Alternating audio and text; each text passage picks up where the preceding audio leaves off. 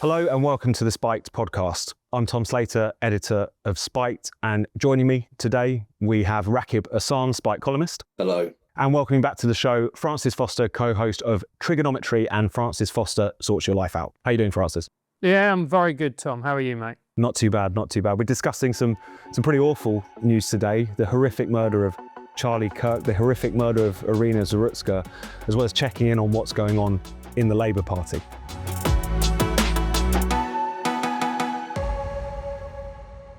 So Charlie Kirk has been murdered, aged just 31, the CEO of the campus conservative group Turning Point USA. He was giving a speech, as he often did, at a university campus in Utah when he was shot in front of a crowd, died just a few hours afterwards, has left a wife and 2 young children. Absolutely horrific moment, and something which has had huge global impact. You've had Donald Trump paying his respects to someone who was such a core part of his coalition, of his base. You've had a lot of shock, I think, across America at someone appearing to have been killed in cold blood just because of what they said, just because of the ideas that they put out there. Francis, we're still kind of absorbing this news, but how did you hear about it, and what did you think when you found out what had taken place? Well, I was at home and I got a message from a mutual friend of ours, the comedian Leo Kurz. He said, "Have you heard the news about Charlie Kirk? He's been shot." I really couldn't believe it. I couldn't process it because Charlie was one of those, I mean, it sounds cliche to say, one of those larger than life figures.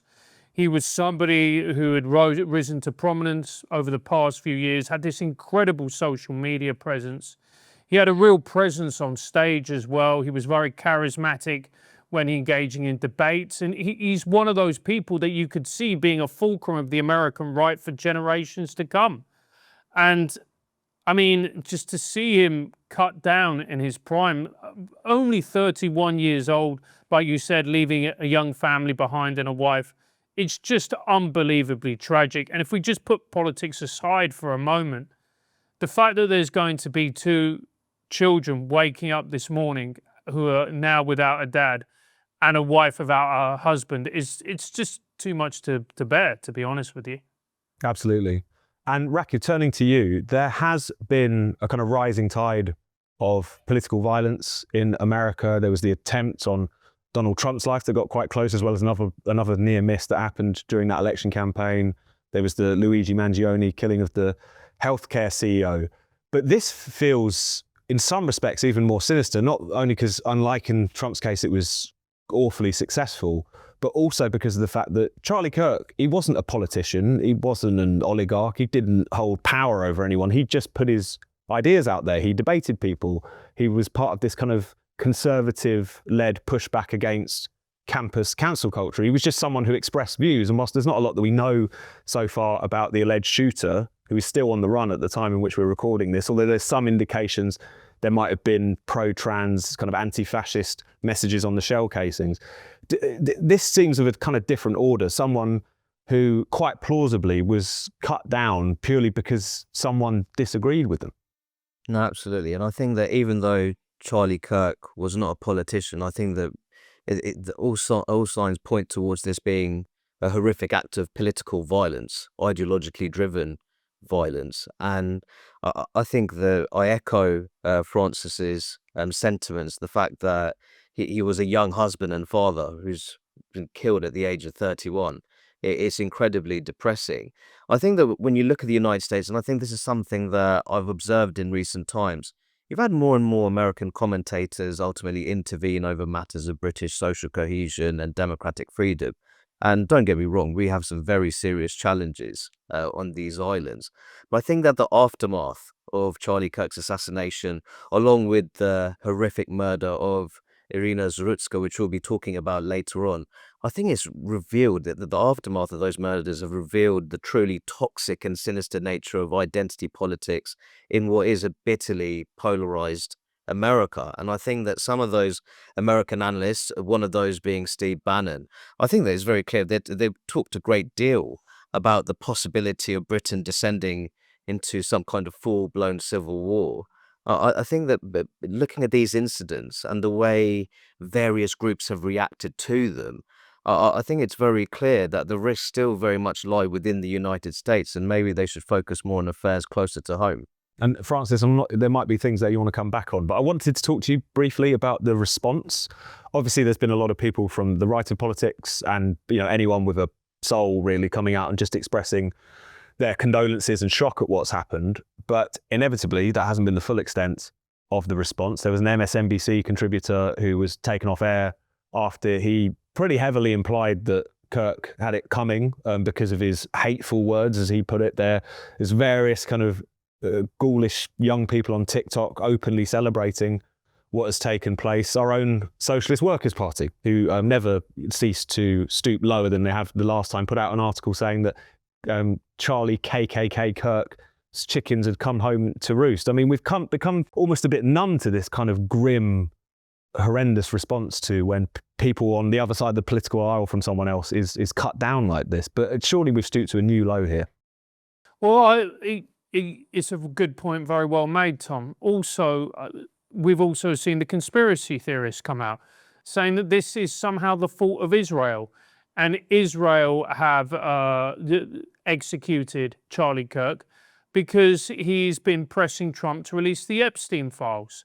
Look, I think what this shows is these types of moments they're a truth serum moment for a lot of people. After these types of events, you see who somebody really is. Not who they pretend to be, but who they actually are. And if you're one of those people who is spreading misinformation, who is saying things that you know to be false, or you don't know for certain, but you think might not be wholly true, or you celebrate the death of a young father, then that shows who you actually are as a human being. It shows who you really are, your morality, your politics, your worldviews. And those people, once they've been exposed, I don't think they should be allowed to forget how they behaved at the death of a young man. Absolutely. And just finally, Rakib, should we look at a bit more the kind of broader scope here? We've talked about the kind of internal tumult of American politics at the moment, but on the issue of freedom of speech specifically, because Charlie Kirk, whilst he's he was a firebrand conservative, big Donald Trump supporter. In many respects, his kind of entry point into politics was the issue of freedom of speech. It was part of a kind of whole generation over the past decade who really took up that mantle, pushing back against the kind of blue head intolerance, really taking the argument, doing that kind of craziest of things on a American college campus in the 2010s, which was airing a right of centre political view and taking on all comers. It does feel like this is a kind of grim capstone to that whole period in which we've had escalating cancel culture on campus and off, and increasing not just intolerance, but demonization, protest, even violence. I mean, this is the most extreme example, I dare say, that we've seen, but the way in which periodically over recent years, you've seen American campuses, people actually being assaulted for holding a different view, riots kicking off, etc.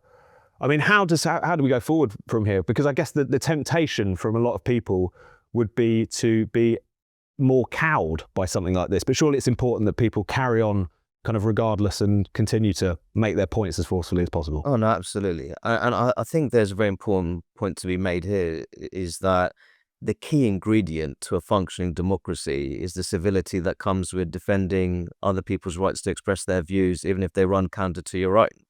That's an integral part of what you could call the democratic social contract. I think the problem is that it's not just the United States, but also to an extent in the UK, that contract is broken, and that civility is not in the same scale as the United States, but it is quickly disappearing. And I think that's a major problem. And I think, of course, you want to say that people shouldn't be in the position that they feel scared to express their views. But of course, when you see ideologically motivated assassinations, of course, people will be frightened to express their views if a fear of you could call it so-called reprisals. How will groups which may hold an ideologically different view, how will they react to it, especially the more extremist members? So I think it's a very serious problem. And I think, unfortunately, our politicians in the UK, they need to show a bit more leadership on this front. I think over time, if you look at the British political establishment, there's been too much of a readiness in terms of going for censorship options and failing to protect our rich tradition of freedom of expression. And I think if that doesn't change, unfortunately, there'll be some people who feel that they are the righteous beings, they are morally superior, but they will not be able to accept being defeated in the marketplace of ideas and at the ballot box. And I think that's a very serious problem, because that kind of frustration does risk breeding political violence. So I think we're talking about a very serious issue here. And Francis, before we move on, is there anything you want to add where we go from here? I think this is going to be a real test and a real challenge for everybody, left, right, and centre. And I think the worst thing that we can do at this moment is to hunker down, to start saying, as one very famous influencer did, that this is war. I think we cannot lose the humanity in both ourselves and in our political opponents. And I think that once we do that, we end up in a very dark and a very worrying place. And I think it's incumbent upon all of us to resist those urges and those thoughts and behave with compassion and empathy to those that we disagree with, as difficult as it may be sometimes. Mm-hmm. Absolutely. Those of you who follow Spiked will know just how much content is being restricted right now if you live in the UK. But a solution is at hand, with the help of our partners at Private Internet Access, PIA for short. PIA is the VPN I now use and trust whenever I'm accessing the internet. A VPN, or virtual private network, is an app that hides your IP address and safeguards your internet connection through an encrypted tunnel. Instead of giving away your personal information and location to the world, PIA lets you change your IP address to one of 91 countries. This means you can gain access to websites and services that are only available in those locations. And it's not just that.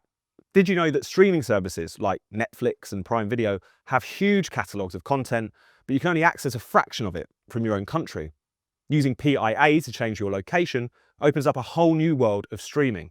Paying for Netflix without using PIA is a bit like paying for front row seats at the cinema, but being forced to sit in the hallway. PIA is also essential for keeping yourself safe online. It protects you from the prying eyes of hackers, internet service providers, and anyone else with an unhealthy interest in your personal information or online activity. Personally, I would never go online without it again. And because PIA is available for all platforms, I never need to worry about my safety or privacy. It works on Windows, Apple Macs, iPhones, Androids, and more. Even better, you only need one subscription to protect yourself across all the devices that you own. So sign up now to the world's most transparent VPN provider and take advantage of our very special offer. Spiked viewers and listeners can get 86% off a subscription to Private Internet Access. That's just £1.67 a month. And you also get an extra 4 months thrown in completely for free. To take advantage of this incredible deal, just go to piavpn.com/spiked. That's piavpn.com/spiked. Signing up is totally risk-free. There's a 30-day money-back guarantee and 24/7 customer support. You won't regret it. Sign up now at piavpn.com/spiked. So let's move on to another awful story that we have to talk about, unfortunately. This is the, again, horrific murder of Iryna Zorutska on a train in Charlotte, North Carolina. This is a Ukrainian young woman, refugee, going back home from a job in a pizzeria, sat on the train and is just stabbed in an unprovoked attack by the suspect, DeCarlos Brown Jr., slashes at her with a knife. She dies quite quickly from her injuries. He's recorded on the train, stalking the train, saying, "I got that white girl." Quite shockingly, no one around seems to intervene. Only at the very end, people get closer to us, kind of gawp and take a picture. There's a lot to unpack here, Rakib, but I guess a lot of questions are being raised about how was something like this allowed to happen. The suspect, who remains a suspect until he's found guilty, but everyone's seen that footage, he had, as is often the case in situations like this, a rap sheet as long as his arm, clearly serious mental health problems, and yet particularly in the kind of wake of a lot of defund the police or kind of racial equity policies introduced across America, increasingly you're seeing people like this left out on the streets for fear of the statistics looking bad if another African-American gentleman, as he was was kept behind bars or kept in an institution where he couldn't harm anyone. So does this raise questions about the way in which Americans and even refugees are not being kept safe because of some of the crazy policies that have been pursued? Oh, no, absolutely. But I think that for many people, the most remarkable thing about this horrific incident was the fact that it took place on the 22nd of August. It took a very long time for it to receive mainstream attention. I think much of that is because the sort of mainstream progressive-leaning media in the United States, it was clear that they didn't want to touch this with a barge pole. They didn't want to cover this at all. And I think that there's a broader problem here that when it comes to the sort of political liberal left, and I'm including the media ecosystem in that, how they react to horrific acts of violence are heavily dependent on the racial background of the victim and the perpetrator. And I think that when we've seen this sort of oppressed black and then white oppressor paradigm, which is very much at the heart of BLM-inspired racial identity politics, I think this particular incident where you have a female Ukrainian refugee, just 23 years of age, being killed on public transport by, who is, let's be blunt here, an African-American career criminal. He had, I believe, 14 prior arrests and also well-documented mental health issues. This entire incident is an inconvenience to their racial worldview and how society works. And I think there's also a point to be made here that certain people, they just simply cannot be rehabilitated. They cannot be reformed. Now, that might be because of their character, their appetite for violence, and indeed their mental health problems. They need to be separated from mainstream society. We have a situation here where a refugee, a young female refugee, fled war-torn Ukraine. She searched for safety in the United States, a country she reportedly adored, and then she was killed on American soil. And I think that raises very important questions in terms of how people approach matters of law and order. And I have to say that in the aftermath, as this incident has gathered more attention, has received more attention, I think some of the responses have been absolutely remarkable. People talking about how white men also kill women. I don't think anyone's ever questioned that at all. But I think it really shows that how much race just factors into people's thinking when analysing and indeed examining these kind of situations and other types of situations too. And Francis, what did you make of this horrible story? Do you know, I love America. For twice a year, I go out with trigonometry, myself and Constantine, and we conduct interviews in America, across America, whether it's in Texas or in California, New York, Tennessee, wherever it may be. And one of the things, American society has got a lot to recommend it, by the way, and I have a great deal of affection for the people and the culture and the society. But one of the things that never fails to horrify me when I'm there is the homelessness problem. The homelessness problem out there is so extreme. The drug addiction. When you see homeless people and you just simply walk past them, it's just so clear that these people are profoundly unwell. They should not be on the streets. They should be in a secure unit where they can be looked after because they cannot look after themselves. And the vast majority of them pose a real danger to themselves. Now, unfortunately, what you also have is a small minority who pose a danger to others. But unless you tackle this issue, unless you tackle this problem, unless you actually look to get people off the streets, do your best to actually treat them, whether it's for their drug or alcohol addictions or other types of mental health problems, then this type of horrific murder is going to happen again and again and again and again.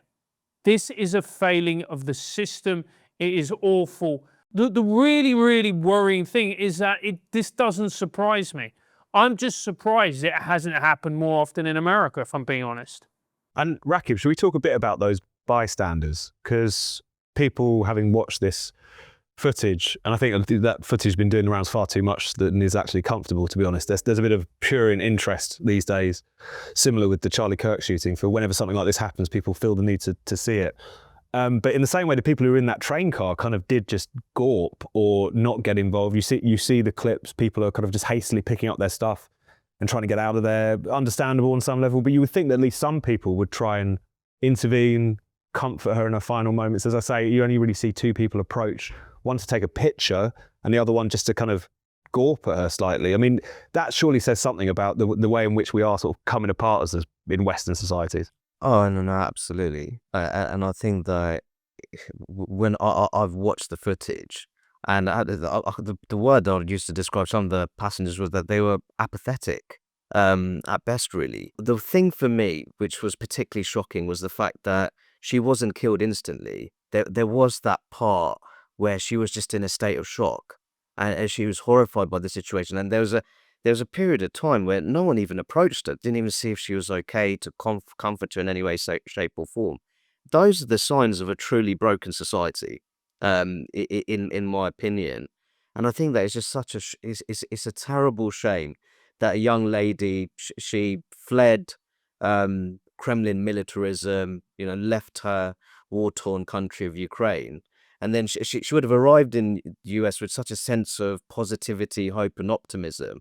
And then for her to be brutally killed in such a way is deeply saddening. And I think in terms of the reaction of passengers there, I think I'm worried being too judgmental, because I have to be honest, I've never been in that kind of situation, if truth be told. But I just think that just the basic human decency would be at least to approach her and comfort her. But I just think that there was such a gap until any individual did that. I think that's deeply concerning, and I think it provides a real insight into how, in much of the West, how that there has been that social breakdown in that sense, and how there has been that erosion of what I'd consider to be basic human decency. And Francis, what do you make of that aspect to it, the bystanders in that footage? I think there could be that part to it, as Rakib says. I also think as well, look, let's approach it from a human and compassionate point of view. I'm sure that those people were in shock. Imagine if you were on the train and something like that happened. Would I run over? I don't know if I would. Or would I just sit there completely blindsided by what I'd just seen? Charlie was murdered yesterday. I don't think I behaved in a particularly, in a manner that was particularly, that I would have behaved, shall I just say. I'm still in shock. I'm still processing it. It's affected the way I am today, the way I've interacted with people, maybe the way I've conducted interviews. I think when an event or an incident of that extremity happens in front of you, I think a lot of people go into shock because they're struggling to process what they've just seen.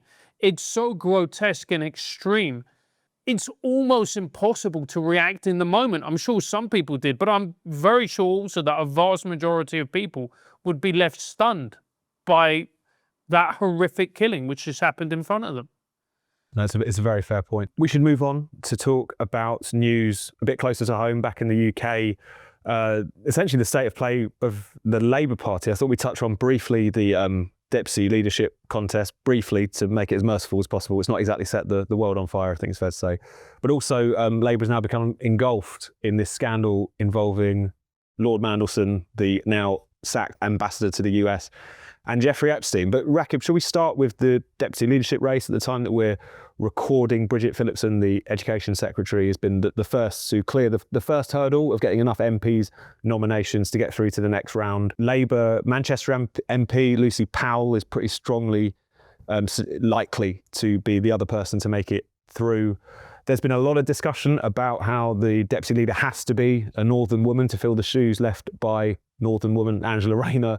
What have you made of this contest so far? I think it's fair to say it has been a glittering one, but what do you think is revealed about where Labour's? Yeah, I think it's just that there's politicians there falling over themselves to display their working class authenticity. I think that the fact that Angela Rayner was presented as some kind of authentic working class voice, and then you see how her political career was blown into smithereens because she underpaid tax on a flat in Hove in the region of 800k. I think that tells you a lot. For me, I think again it's a sort of identitarian free-for-all. The Labour deputy, the deputy leadership contest in the Labour Party.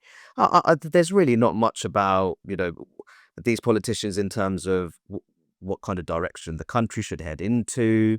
by way of policy. Now, I think that a lot of it is ultimately, well, I'm from this kind of background. I understand how people are suffering because I'm from Northern, I'm from Manchester, and all the rest of it. I just find it all very, very superficial, if truth be told. I think that the candidates who have thrown their hats in the ring are not necessarily strong candidates. I don't think it's going to really make us think that if any of them were to be appointed deputy leader, we think that God, the leadership of the Labour Party, it's really improved in terms of quality. Put it that way. So I really don't have much more to really say on the contest, Tom. If truth be told, other than that, I think that the way it's being conducted and some of the justifications being provided by the politicians as to why they should be deputy leader of the Labour Party, I think it's mediocre at best. Absolutely. And what's been your take, Francis? Surely if they're having to just lean so much on their kind of innate characteristics, where they grew up and the fact that they happen to be a woman, they haven't got a lot to say or add to the political conversation. What have you made of it? Well, I don't know why they're bothering, to be honest. I mean, like, how long does Labour actually have left in power? They've been in charge for what? Just over a year? It has been in a series of unmitigated catastrophes. Peter Mandelson has left because of his connections with Epstein. And you just go like, it's all... I just want to sit Keir Starmer down and go, mate, is this intentional at this point? Do you just not want the gig anymore? Because if this was a football game and he was the manager of Rakib's Luton Town, the entire crowd would be chanting the words, "You don't know what you're doing."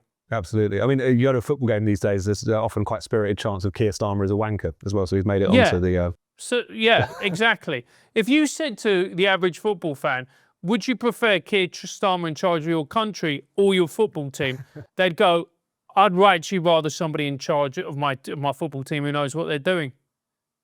It's really that shambolic at this stage. I couldn't agree more. And Rakib, what have you made of Lucy Powell? Has been an interesting candidate. I don't want to dwell on it too much, but I think she's kind of interesting because she reflects a general tendency within the Labour Party, which is to be particularly tin-eared and dismissive about some of the issues that have really roiled actually large parts of the north of England. I'm talking specifically about grooming gangs and Islamism. So she, of course, told off Tim Montgomery on Radio 4 a few months ago for raising the issue of the rape gangs. The dog whistle comment, absolutely. Exactly. And there was another case which people have kind of forgotten about where after the Manchester Arena attack in 2017, which is in her constituency, she went on the BBC Daily Politics. Andrew Neil asked her about Islamist radicalisation, and she essentially told him off because she didn't want to ascribe anything to the religion of Islam, didn't even seem to be listening to the question. But do you think that that's another kind of, her candidacy is another reminder that Labour is still pretty tin-eared to these issues? Oh, no, absolutely. I think she would be especially disastrous. I don't think any of them would be particularly brilliant, excel in the role, or whether the role entails. But she would be particularly bad. And I think that should be an absolute gift to the likes of Reform UK, because I think those comments that she made about the sort of, dismissing concerns over the grooming gangs and the cultural and societal drivers behind grooming gang activity, I think there'd be a very serious problem there. I just think her track record on these admittedly sensitive issues is very poor. But she's not alone in that when it comes to the Labour Party, if truth be told. And I think that the fact that we had the Prime Minister, let's not forget, he was suggesting that people, just because they supported the idea of having a national statutory inquiry into the grooming gangs, that they were jumping on some kind of far-right bandwagon. He very reluctantly committed to one after Dame Louisa Casey's recommendation in that sort of snap national audit she did, looking into the societal and cultural drivers of grooming gang activity. So I think Labour still very much suffers from there's a real cultural problem within the Labour Party when it comes to approaching these kinds of issues. And I think that the deputy leadership contest, I think, has just been of a decidedly poor quality. But I think Francis makes a good point. I'm not sure how much life is left in this Labour government. I think they do very, very well to get to the 2029 UK general election. I just can't see it. And I think that we're just looking towards next year. I think Labour are going to really suffer in the local elections, but especially the elections to the Senedd in Wales. I think that Reform is going to have a field day in those Labour working class heartlands in Wales. And I think just looking more broadly, there's a sort of triple threat in a way. There's that threat of reform in Labour's traditional working class heartlands. I think in more Muslim concentrated areas, there's a very serious problem there for Labour, especially with this so-called Your Party led by Jeremy Corbyn. And I think that in the more sort of university towns, sort of more middle class progressive areas, the Greens are a problem for the Labour Party. So you never know. It might be the case that Sir Keir Starmer's days as Prime Minister and leader of the Labour Party, they may well be numbered. And Francis, just finally, I suppose an attempt to cheer us up a little bit, should we beat up on Lord Mandelson a little bit more? I mean, when he was appointed US ambassador, it was going to present it as such a coup, he's such an operator. But the reason he's such an operator is he hasn't got so much skeletons in his closet. It's like a whole graveyard, basically. The fact that he was now known to not only be a close associate of Jeffrey Epstein, he went to that island. There's a photo of him in a bathrobe on the island. There's this photo book which is put together by Ghislaine Maxwell, in which he's signed it, talking about how much he loves Jeffrey Epstein. There's now this paper trail of Jeffrey Epstein basically brokering a deal whilst Mandelson was still in government to sell off British state assets to JP Morgan. I mean, how did Starmer step on this landmine of putting Mandelson in such a sensitive position? How many times has he been fired? Oh, that's a very good question. Literally, he has been fired so many times and he always makes a comeback. Every time that Labour gets in power, they just wheel him out. I want to know what he does. He must be brilliant. Or he's just got dirt on all of them. That's the only thing I can think of. That is really the only thing I can think of. I mean, what a plot twist. Peter Mandelson associated with Jeffrey Epstein. Just when you think he can't sink any lower, he manages to somehow descend, not even to the next level, but to hell itself. So I kind of have a grudging admiration for him, actually. And like all great plot twists, it makes perfect sense when you think about it. Yeah, I mean, it's impressive to get sacked sacked in so many different decades as well. Yeah. It's hugely impressive. But I'll finish on this point. No, go for it. I think it's very interesting that Sir Keir Starmer, he made this brand of being very sensible politics. Apparently, the security services warned Number 10 over appointing Lord Mandelson in this ambassadorial role. And it seems like Number 10 largely ignored these concerns expressed by the security services. So I think that Sir Keir Starmer, I know he had this brand of being Mr. Forensic, but his judgment gets questioned time and again. Thank you so much for watching the Spiked podcast. We'll be back at the same time next week. In the meantime, why not subscribe to Spike's YouTube channel and then click the bell so you're always alerted whenever there's some new content. Spiked is producing more videos than ever, from podcasts like this one to interviews to our series of polemics. You really, really don't want to miss out on it.